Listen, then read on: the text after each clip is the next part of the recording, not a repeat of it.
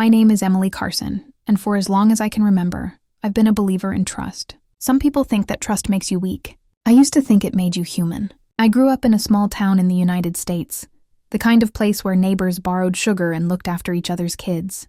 I liked that. I liked feeling connected. But little did I know, those very bonds I cherished would one day be the same ones used to betray me. I spent 10 years of my life building something I thought was unshakable. My dream home, my sanctuary. Every extra paycheck, every small bonus at work, every late night of overtime went into a separate account, one that I believed was mine and mine alone. I pictured myself walking through a house filled with sunlight, furniture I had picked carefully, a place where I could finally feel safe, where the chaos of life wouldn't touch me. That dream became my purpose. I trusted people with my heart in ways I thought were unbreakable. My younger brother, Ryan, and my best friend, Jessica, were the people I leaned on the most. Ryan had this way of making you feel special even when he was up to no good. He was charming, persuasive, and full of confidence. Jessica was steadier, or at least she seemed that way. Together, they were my rock, or so I thought. It all started with a simple phone call one evening. Ryan's voice was filled with excitement. "Emily," he said, "I found an investment that can double your savings in just a few months. Guaranteed." I hesitated. I always hesitated when it came to money, even with family. Something in my gut twisted, warning me to step back. But Ryan had a way of making everything seem safe. And then Jessica called, echoing his assurances. My defenses crumbled. Against my better judgment, I transferred the money. $150,000, 10 years of my life, gone in a single click. I discovered the betrayal the way you always dread. Too late. The bank called, flagging suspicious activity. Panic swallowed me whole as I realized the truth. Ryan and Jessica, my brother and my best friend, had stolen my life savings. I couldn't breathe. I couldn't think. I felt anger, despair, and a shame so deep it burned. In the days that followed, I replayed every memory I had of them.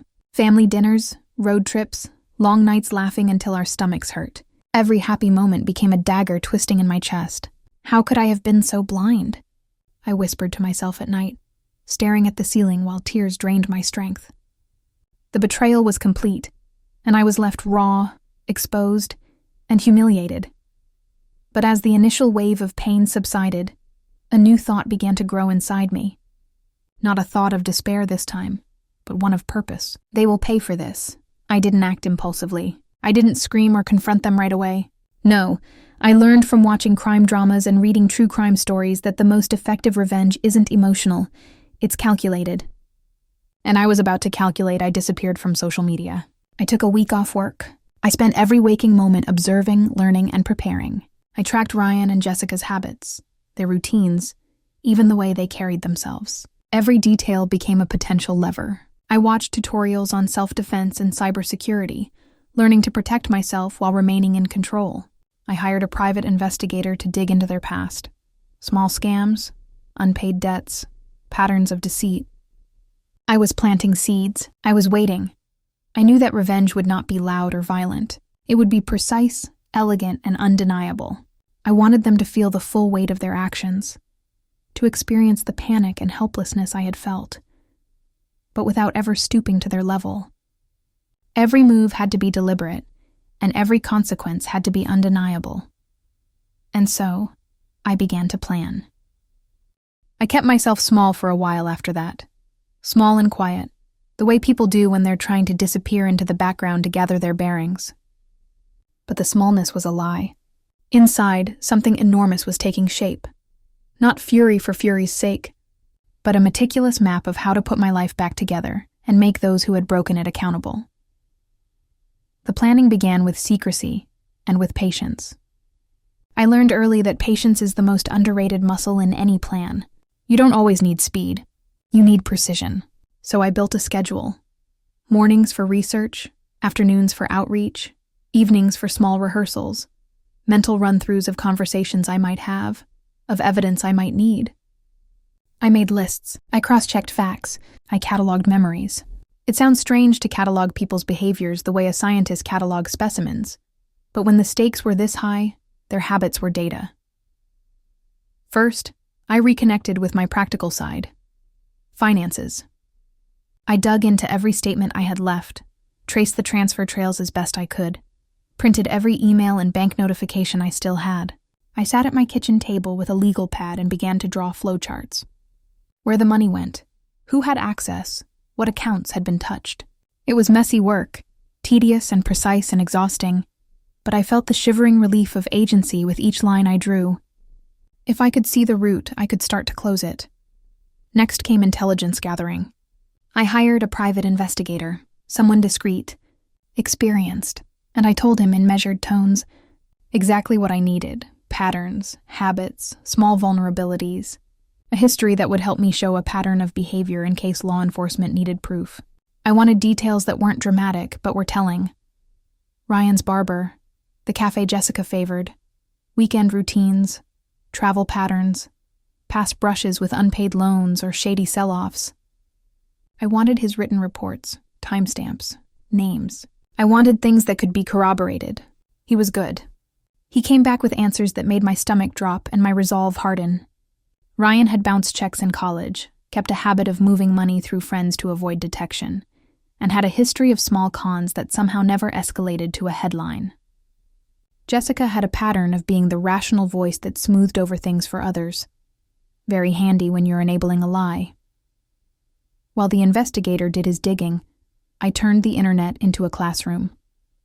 I took online courses in basic cybersecurity, not to become a hacker, but to understand what logs looked like, how transfers appeared in statements, how to identify and preserve metadata. I taught myself how to secure evidence so it wouldn't become useless, how to create a chain that a lawyer or investigator could follow. There is a special clarity that comes from understanding the scaffolding of systems other people misuse. When you know the rules, you can catch the people who flaunt them. I also spent hours training myself in small, practical things that mattered. The gentle art of reading a room, the ways people speak when they know they're lying, versus when they're telling the truth, the physical signs of stress. I read body language books and practiced in front of mirrors. I bought a small voice recorder and tested it on my own voice until I knew the exact cadence I would want to use when I spoke publicly about this later. Small details, all of them necessary. People think revenge is about theatrics, explosions, public shaming, grand gestures meant to humiliate. That's not what I wanted. I wanted them to face the consequences of their decisions, to see their scaffolding collapse, not because I wanted to hurt them in a primal way, but because pain follows responsibility. I wanted to be the agent who ensured that responsibility met the law. So I designed the trap to appeal to exactly what they fed on: greed, vanity, and a hunger for easy wins. I built a fake company around an intangible, an investment scheme that sounded exclusive, sophisticated, impossible to resist if you believed you were special. The facade needed to be convincing: a sleek website, professional branding, plausible but not traceable documents. I contracted a freelance web designer under a pseudonym, bought a domain with an anonymous registrar, and paid for a professional template. I ordered business cards with a minimal headquarters address that actually belonged to a co-working space. Everything had to be clean, unremarkable, and believable. Creating the company was oddly therapeutic. Each element I added felt like a brick in a structure I was erecting not to trap, but to reveal. The company's name, something sterile, corporate, and forgettable, gave it an air of legitimacy. I drafted an executive summary that used language people like Ryan and Jessica couldn't resist. Preliminary seed opportunity, high-yield proprietary model, limited investor offering. I even wrote a modest slide deck, full of jargon and subtle promises. With every slide I created, I rehearsed the questions they might ask and how I would circumvent suspicion without lying. Parallel to this, I documented everything. I kept stamped copies of emails, saved screenshots with timestamps, printed web pages, and made photocopies. I created a binder, green and understated, that I called Project Ledger. Some might find the binder obsessive. I call it necessary. If you ever intend to drag someone into the light legally, the paper trail is where they trip. I won't pretend this was easy. There were nights I lay awake wondering if I had turned into someone else, calculating, cold, less forgiving. I had to check myself constantly. The mental work of ensuring you don't slip into cruelty is as important as the work of outsmarting someone. I repeated to myself, justice, not vengeance. Restoration, not revenge for revenge's sake. That mantra kept me from crossing lines I could not return from. There were temptations. I would imagine humiliating scenarios, proud moments of watching their faces crumble, and each time I choked it back and returned to the ledger. The invitations went out under a careful veil. An email blast timed for early evening. Exclusive language that hinted at connections without being obvious. A promise of preliminary insights into a clean, structured opportunity. I targeted a select list, people who would be tempted and whose presence could justify a pattern of behavior later. Ryan, Jessica, and a handful of peripheral acquaintances who liked the thrill of quick returns. The invite read with the measured tone I had practiced. Exclusive opportunity. Limited investors. Preliminary briefing. I used a soft professional voice. No baiting, no taunting. The aim was to let them expose themselves. In the weeks leading up to the seminar, I watched. Not stalker-like, yet not entirely innocent either. I observed how they prepared. Ryan's messages turned bolder. He texted me, thinly veiled interest, not knowing I was at the center of the trap. "This could be big," he wrote. I didn't answer. Jessica, for her part, made a show of being skeptical to others while privately reassuring Ryan. I overheard snippets, coffee shop conversations, passing comments, enough to stitch together their timetable. Their arrogance pleased me in a strange, quiet way. They believed they were unaccountable. The day of the seminar was arranged in a downtown conference room. Tasteful, intentionally grown up. I wanted them to feel the grandeur of their decision if they were to boast. I sat in the back, behind a column, feeling the hum of the room like a tuned instrument. The morning had a steady, deceptive calm. People dripped in, took coffee, smiled at each other. I watched Ryan's face when he walked in. The tilt of entitlement, the casual scanning for friendly faces that might validate him. Jessica followed, poised, the kind of person who gives off confidence like perfume. I had the private investigator positioned discreetly, and a small team of freelance videographers under the guise of capturing promotional footage for the company. Cameras were hidden in plain sight, balanced as decorative equipment. It's strange how people perform when they think they're on camera for a promotional piece. They overplay their bravado and show their worst, proudest self. That perfect arrogance made documentation easy. The seminar began, and it was a soft, professional affair at first. Talk of markets, strategy, and proprietary models. The presenter used euphemisms and guarded language, the way real financial professionals do when they're trying to sound both smart and impenetrable. Ryan leaned in. Jessica took notes with that same slow, controlled pen stroke I'd seen in 1,000 meetings when people appear calculating. I admit there was a moment, mere minutes into the presentation, where all the planning felt fragile. A hiccup, something as small as a different person asking the wrong question, could collapse the whole facade. But the room held. Conversation flowed, and slowly, like lava cracking open, the real talk began. It was subtle at first. A quiet exchange near the refreshments, a side comment about allocations and how to move funds. Then it became bolder. Ryan, perhaps thinking he was among allies, started speaking in the tone of someone accustomed to getting away with things. He laughed loudly about a previous deal that had worked out nicely. Jessica chimed in, reassuring friends about the art of plausible deniability. I felt my hands go cold and then hot. The proof was there, exposed by their own mouths. Then the bank calls started, as if I had arranged for the sky to open at the right moment. Ryan's phone vibrated, and he answered with scanning eyes, expecting a trivial notification. Instead, there was a line in the voice of a professional. "This is bank name. There's an investigation into recent transfers associated with your account. Please hold." His grip on the coffee cup tightened. He excused himself with a crooked grin, the kind people use when they don't know how to lie their way out of a new problem. Jessica tried to steer the conversation like a seasoned pilot facing turbulence. "We're fully compliant," she claimed, the voice even, the denial practiced. But she was off balance now, and off balance people leave traces. She moved to the exit, to the coat rack, to whatever door might offer escape. The private investigator, a quiet, unremarkable man, followed her with a low, formal voice that took her off guard. He asked friendly, almost apologetic questions. People do not expect an investigator at an alleged investment briefing. That was the point. I stepped out of the shadows only when it was necessary.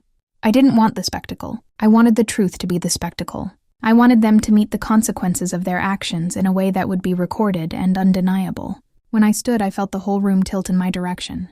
The adrenaline was a clean, bright thing, scary but focused. I had rehearsed this moment. I'd imagined it in 1,000 small variations. All that practice gave me steadiness. "You stole my life," I said. The room's hum shrank to a murmur. "You took 10 years of my savings. You took my dream." My voice did not waver. I set my binder on the table and opened it with a slow hand, exposing the green spine I had kept hidden for weeks. The binder's contents were organized: transaction records, screenshots, timestamps, the investigator's reports, and, most damning, a series of casual, recorded conversations captured during the planning phase, where Ryan and Jessica had spoken freely about moving money and covering tracks. They had joked about contingency plans like kids who think consequences are forever negotiable. Their faces were not what I expected. Ryan went pale. He didn't look to me. He looked at the documents like a man who had been looking at a reflection and recognized, for the first time, a different person. Jessica's jaw tightened. The room felt smaller. The camera lenses, once decorative, were now obvious. People shuffled, murmurs rising. The seminar dissolved into a tableau of exposure. The legal wheels started turning quickly after that. I had preserved the evidence in a way that made corroboration straightforward.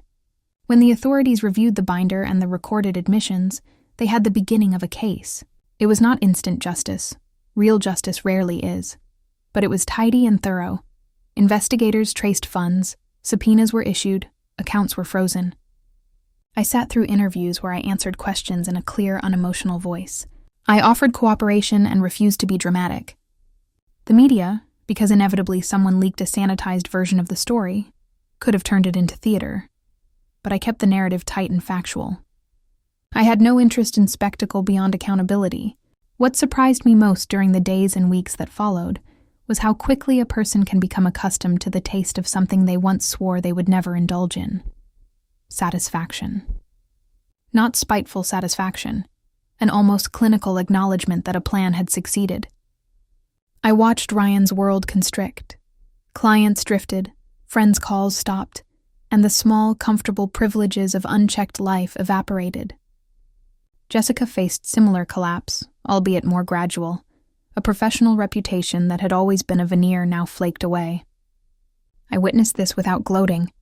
Rather, I observed as someone who had done the necessary work to right a wrong. There was no joy in watching people fall. It was sober and necessary. I recovered most of my savings, not all. Some of it had been dissipated into accounts that took months to trace. Recovering funds through legal channels is its own kind of slow arithmetic, but the core of what I had lost, the dream of stability, was restored. Not just by the money, but by the fact that the law had been engaged, and that my actions had been a catalyst for accountability. The restitution payments came in piecemeal, and I accepted them without fanfare. I had learned to expect small, steady progress rather than a single grand resolution. The hardest part was not the legalizing of ruin, but the remaking of my own interior life. There are scars that numbers cannot heal. The trust I had in people, the assumption of mutual goodwill I carried like a blanket. I worked with a therapist to unpack the humiliation, the anger, and, paradoxically, the new identity I had carved out in the process. She helped me see that the reclamation of my life wasn't merely monetary. It was existential. I wasn't just reclaiming funds. I was reclaiming the version of myself that believed in steady effort and long-term reward. Months later, I moved into my house, a modest place with tall windows and a kitchen that let in light in the way I had always imagined. I planted a small herb garden in the back and placed a bird feeder where I could watch cardinals feed in the afternoons. The house felt like a rival, not just of a dream, but of an intention kept. There were still days the old shadow crossed my face, an unexpected mention of a name, a place where Ryan and Jessica once meant something soft and familiar. But the shadow was brief and gave way to a sturdier light. I don't tell this story for spectacle. I tell it because there is a lesson tucked between the lines. Trust, as I learned, is both fragile and precious. It can be given with your whole heart and returned as a weapon. But when trust is violated, you can be crushed, or you can reconstruct. That reconstruction need not be vengeful. Mine wasn't an exercise in cruelty. It was a strategy of reclamation, patient, lawful, and exacting. People ask me now if I feel differently about Ryan, about Jessica. The answer is complicated. Love and disappointment can coexist. I don't wake up every morning burning with hatred, but I also do not naively hand my life to people without evidence that they can hold it. I have learned to be generous but guarded. Generosity requires boundaries. Trust, given freely, must be accompanied by discernment. If there is a final piece of wisdom I'd share to anyone walking the narrow line I walked, betrayed, stunned, and deciding what comes next, it is this: act with intention. Fury is quick and loud and often unsatisfying. Strategy is slow and precise and, with luck, liberating. Preserve evidence. Seek counsel. Build a timeline of facts. Keep your moral center close, and let the law be your instrument if you can. There is dignity in measured action. There were nights, even in the quiet of my new kitchen, where I would think about the person I had been when I first gave my trust without hesitation. I sometimes mourn the innocence of that person, but I do not consider it a loss without gain. She taught me to hope. The woman I am now learned to defend that hope, to demand that the societies and systems we live within enforce fairness. I did what I had to do to restore not just my money but my sense of self. The people who say revenge is hollow misunderstand the shape of deliberate justice. There is a hollow, sometimes, in the vulgar thrill of watching someone fall. But what I sought was not hollowness. I wanted to be whole again. I wanted the scales to start tipping back toward fairness. I wanted to walk into a house that reflected the labor of my decade, not the theft of others. When I stand in the sunlight in my living room now, watching dust motes drift like tiny planets, I feel that hard-earned peace settle. It isn't the same as the naive comfort I once had, but it is steadier and truer.